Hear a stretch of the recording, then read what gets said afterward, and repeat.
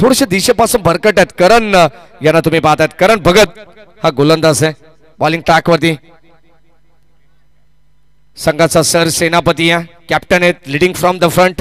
डाडेफेकीसाठी करण होते आणि आता गोलंदाजीसाठी सुद्धा करण भगत. राऊंड विकेटने फटका चांगला आहे. दर्जेदार स्ट्रोक.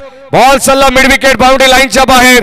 टाटा बाय बाय करणारा आणखीन एक A1 क्वालिटीचा ब्रँडेड षटकार.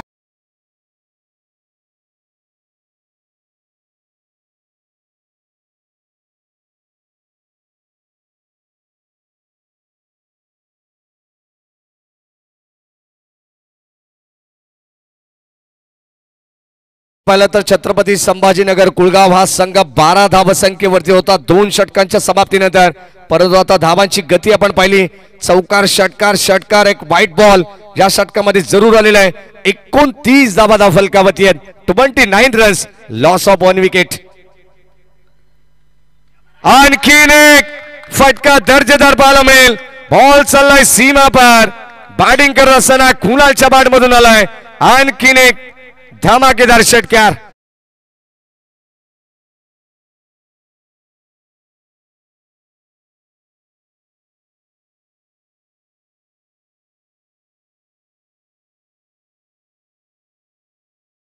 संघर्ष करत होता परंतु मैदानाच्या आतमध्ये काय जबरदस्त बॅटिंग केली आहे.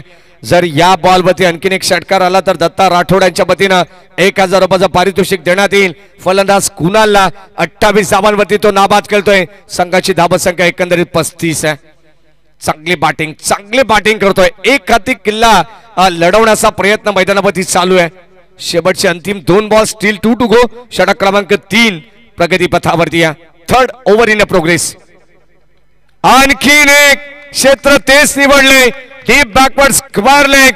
बॉल सीमा पार आणि सलग लागोपाठ चाललेला हा 3रा षटकार.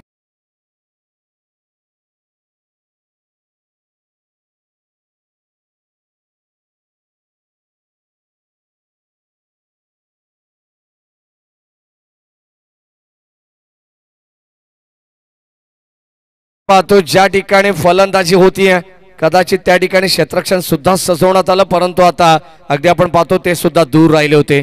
धाबांची गती या ठिकाणी प्रबुद्ध आपण पाहिलं तर आता मात्र भरपूर वेगवान पाहायला मिळाली आहे.